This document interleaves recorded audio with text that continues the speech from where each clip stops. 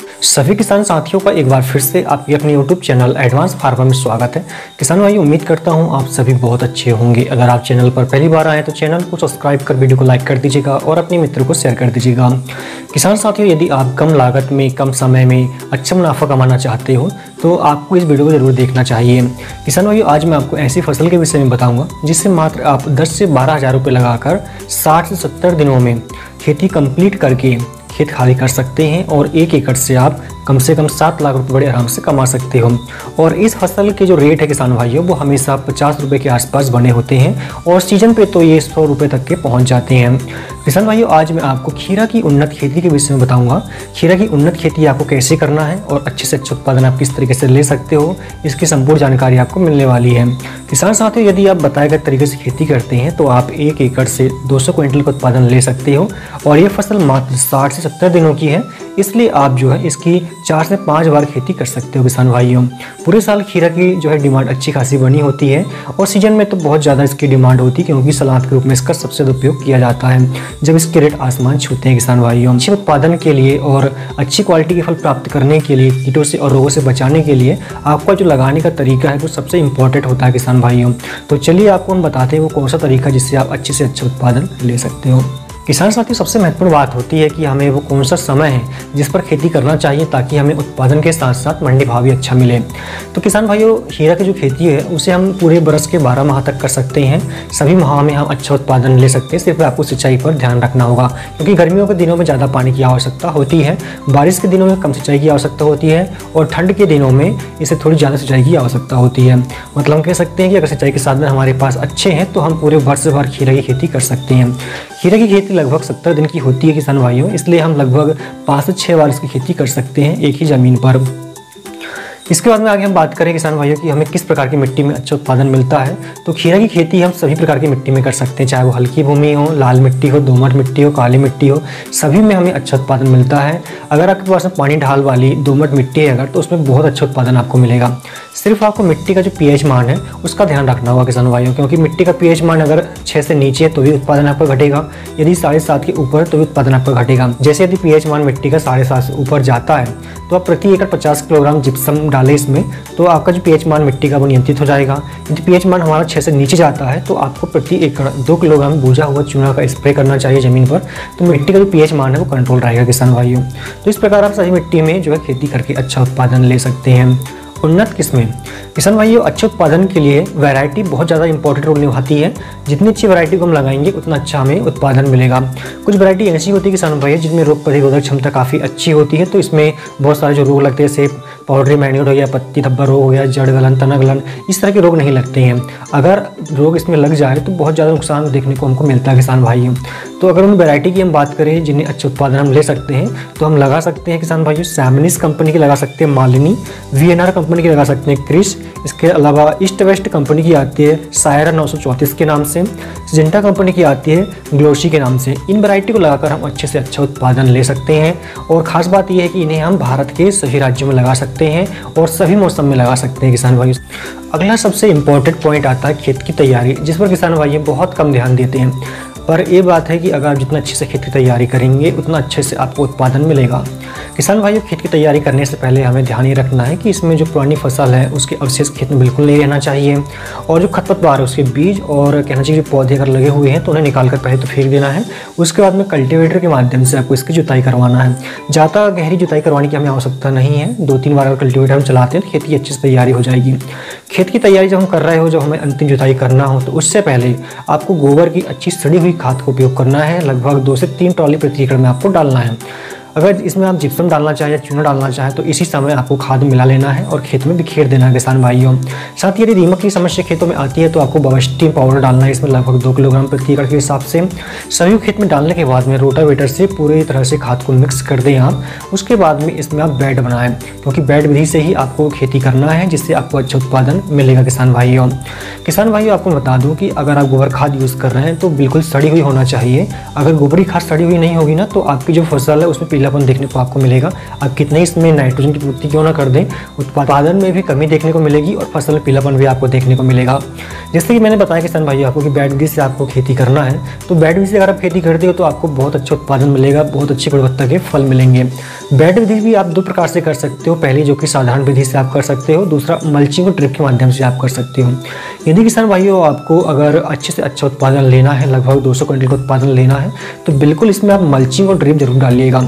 Mulching डालने से इसमें खरपतवार की समस्या भी खत्म हो जाएगी, जिससे आपको निराई गुड़ाई का खर्चा बचेगा। उसके अलावा यदि आप ड्रिप डालते हो तो आपकी सिंचाई का जो अगर सीमित साधन भी है तो उसमें आप कम सिंचाई में अधिक से अधिक उत्पादन ले पाएंगे।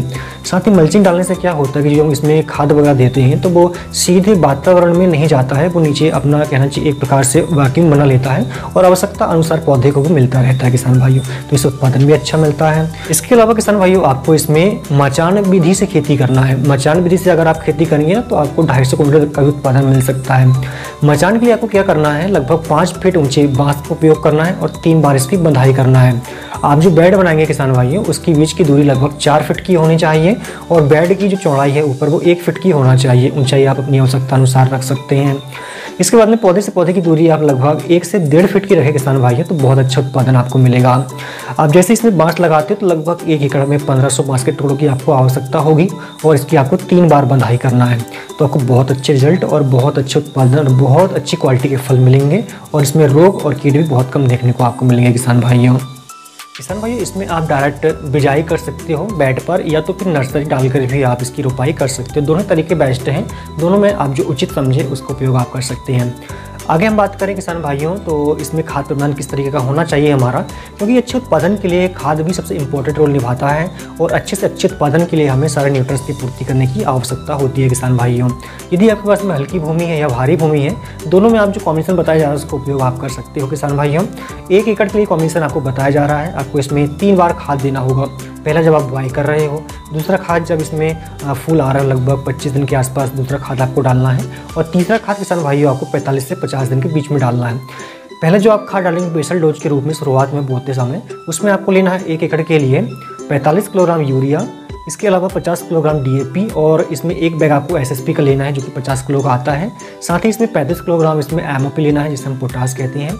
1 किलोग्राम को ह्यूमिक एसिड लेना है किसान भाइयों और 5 किलोग्राम कोई भी अच्छी कंपनी का माइक्रो न्यूट्रिएंट्स आपको लेना है और 1 किलोग्राम इसमें आपको UPL कंपनी का जो फंगिसाइड आता है साफ करके वो आपको लेना है। इन सभी का मिश्रण आप बना लें और बेड पर डाल दें, उसके बाद बिजाई करें और सिंचाई करें किसान भाइयों। फसल 25 दिन की कंप्लीट हो जाए किसान भाइयों, तो इस समय हमारी फसल वनस्पतिक और फूल अवस्था दोनों में ही होती है, तो ज़्यादा न्यूट्रिएंट्स की आवश्यकता होती है।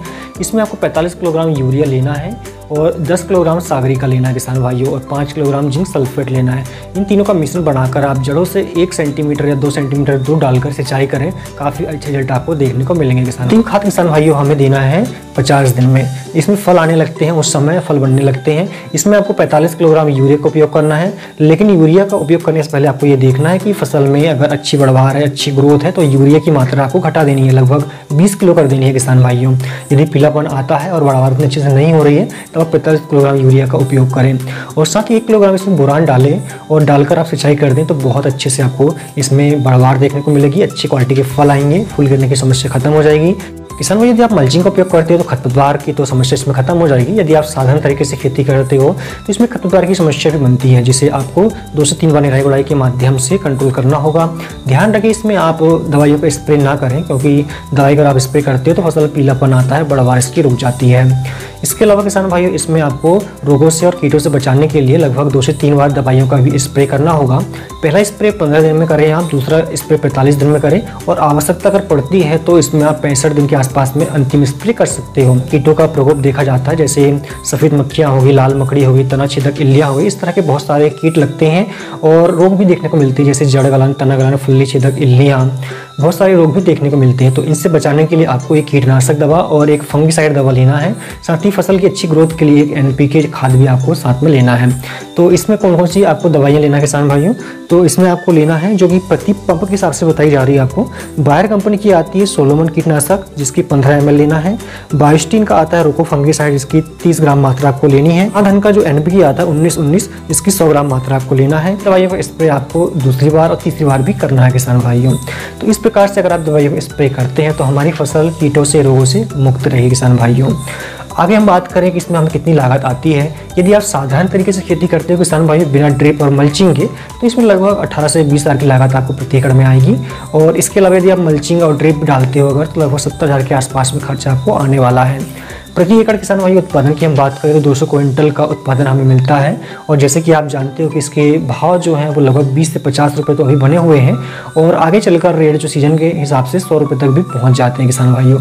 मिनिमम यदि हम 20 रुपये भी जोड़ें किसान भाइयों और हमें उत्पादन इसका 200 क्विंटल भी मिलता है, तो लगभग हम 1 एकड़ से 3 से 4 लाख रुपए कमा सकते हैं। और यदि यही हम इसकी बार बार खेती करें, मतलब जैसे 70 दिन की खेती है, तो यदि हम इसकी 3 से 4 बार खेती करें अगर, तो लगभग इसमें 8-10 लाख रुपए हम बड़े आराम से कमा सकते हैं।